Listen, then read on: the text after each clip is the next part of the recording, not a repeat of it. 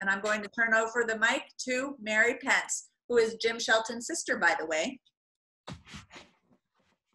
Hello, my name is Mary Shelton Pence, and it is my honor and my privilege to be a part of this fundraiser for Dr. Al Gross. And I guess you could say I'm sort of the cleanup batter, if you like baseball metaphors.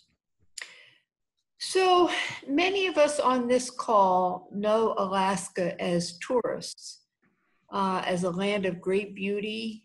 We know of its valuable natural resources. We have learned something about its native peoples with their rich heritage, their tribal art, and their traditions. We have eaten Alaskan salmon and appreciated Alaskan values, such as independence and resourcefulness. But Michelle has just shown us that the real Alaska is more diverse and more unique than anything we have experienced or even have the ability to imagine. And now, tonight, we have an opportunity to appreciate Alaska as the state that can help us save our democracy in November. So now I just want to speak to you from my heart and ask you to please stretch one more time in contributing what you can to help make Al Gross a part of the Democratic majority in the US Senate. My husband Dan and I have contributed $3,000 tonight to put Dr. Al Gross in the Senate. Will you please join us? All of us in 31st Street Swing Left need him desperately. You need him desperately. And our country needs him desperately. Thank you so much. Thank you, Mary. Lisa, can I just say one more thing? Is there time? Yes, please. Yeah, I just wanted to note that one of the reasons why we're getting such overwhelming indigenous support is my dad oversaw the native land claims selection here in the state. Shortly after the Alaska Native Claims Settlement Act. He was widely well respected and liked, and I've had relationships with many of the leaders in the Native community ever since I was a kid. And Alaska's also lost over 3,000 oil jobs leading up to COVID-19. So the electorate really has changed, and a lot of the old timers here in Alaska really resent the fact that Dan is the senator, because I think David mentioned he'd been here for 3 decades. He'd only been living in the state for 3 years before he turned around and ran for the United States Senate. Sarah Palin appointed him out of nowhere, and a lot of the old timers here in Alaska really don't like that at all. So I really think the time is ripe to flip this seat. It just feels right in my heart, and I have been following Alaska since I was a kid. So thank you all for your strong, strong support. And Lisa, Dre, and all of you, you're amazing. Thank you. You are so welcome. Thank you for running. And thank you to your staff for being so dedicated and passionate. I feel really proud that we're helping you and helping you all do what you're doing. When Michelle was explaining to us that not only are you reaching out through these community organizers to these tiny villages to, you know, bring information about your campaign and bring information about you, but also that you were so dedicated and interested in learning from the people that live there. What is important to them? What are their voices saying to you? And that you are going to listen to those voices if you get elected. When she was telling us that, Mary and I were talking with her earlier today, we both just got sort of choked up because the idea of trying to flip a Senate seat and while you're doing it, get a good person into the Senate who cares about people who are not often listened to, that just feels like an incredible opportunity to me. So thank you for running, and thank you all for helping Dr. Gross run his campaign. So we'll take a few questions. There's a lot of questions, and I think some of them Nathaniel's been sort of answering as we've gone along. One question perhaps you could just explain is sort of the issue of that you're an independent, but you're caucusing with the Democrats, and just how that all works. If you could just explain that to us. Yeah, sure. I meant to bring that up, but I mentioned that my mom and dad were both liberal Democrats. Jay Hammond was a Republican. I grew up with my dad working very closely and friends with Jay for Alaska. It wasn't about partisanship, and I certainly wasn't thinking about running for office when I registered to vote when I was 18. But because of their relationship, I registered as a nonpartisan independent. It was always about the state to me. It wasn't until much later when I decided to do this that I realized that by keeping my nonpartisan independent label, I would work in my favor, because as David mentioned, 57 or 58% of the electorate are nonpartisan independents. And one of the biggest things I heard on the campaign trail back when I was still able to really meet one-on-one with voters is people are sick of partisanship. And that really rings far in Alaska. And of course, Dan is about as partisan as you can get. So my values are for the most part to the left, because the apple never falls far from the tree. And if you look at my website, you'll see that that's true. But I'm keeping my independent label because that's really who I am. And I'm going to work hard to bring the country back together. And I think having that label after my name will be very helpful. Thank you. There are a number of questions that sort of circle around climate change and the oil industry, and also just an interesting question about, you know, obviously, what are your thoughts about it? What is your platform? But also, what do the Alaska Native people think about climate change, and what your thoughts are about that?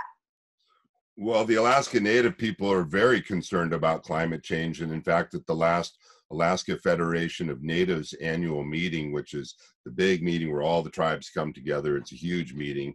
Unfortunately, it's going virtual this year in October. But they put forward a climate change emergency resolution that got adopted. It's a big deal. And as you know, some of the villages are eroding into the sea and into rivers. It's a big problem. You know, of course, we've got a problem in the sense that Alaska is completely dependent on oil and gas revenues. We don't have a statewide sales tax or a statewide income tax, and that's a state problem. The state needs to diversify its economy and find alternative sources of revenue. And I see my role as a senator as finding a way to encourage economic development in the state. The state's going to have to find alternative sources to raise funds. And I see lowering the barrier of the costs of healthcare as a huge mechanism of leveling the playing field and letting new businesses move to the state. I believe lowering the cost of energy in rural Alaska through renewables. There's so many opportunities that aren't being taken advantage of. And if we can lower energy costs in rural Alaska, we can have economic development in those places. With COVID-19, it's really shown that people are going more and more virtual. They're working out of their homes. There are a lot of opportunities in Alaska for home-based internet jobs if we can expand broadband in places where it isn't currently available. But, you know, for example, Alaska Airlines has 500 employees answering the phones, working out of their homes in Boise, Seattle, and Arizona. They could all be employees in Alaska, except and working in places like Bethel, where Michelle is from, or even more remote villages. But healthcare costs are triple the national average up here. And so Alaska Airlines chooses to put all its employees in the lower 48 because of that. And that's just one example. There are many others. But I think these are the issues that we're dealing with. And as long as Alaska is so dependent on oil and gas revenues, and we still have resources and there's a worldwide demand for oil, of course, Alaska is going to keep producing oil. But at the same time, we can move towards a more renewable energy consumption program as the world moves that direction. And of course, I think we should join back up with the Paris Climate Accord and be part of the world discussion on how to deal with this problem. And people in Alaska are really excited and open to using renewables, but are up against a wall with respect to needing to keep producing oil because we're so dependent on it for our state. Thank you.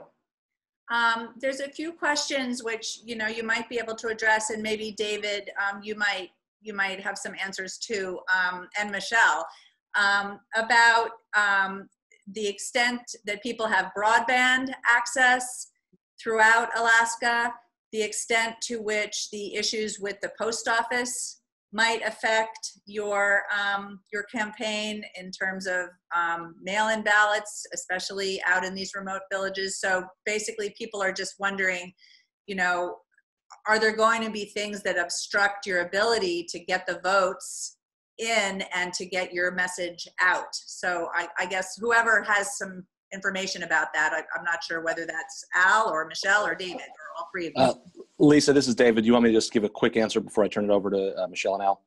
Sure. I should have mentioned this in the in my talk, but election workers are able to collect ballots, and something Michelle's team is, because it's homegrown, not transplanted in, is going to be able to do our neighbor-to-neighbor ballot collection.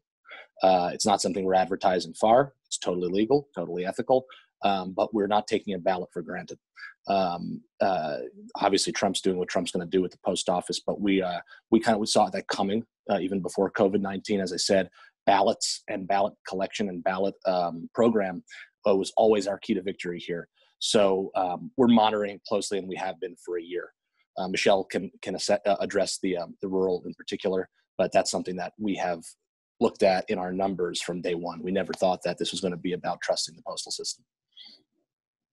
Yeah, I can just briefly get on the educational issues and the broadband issues.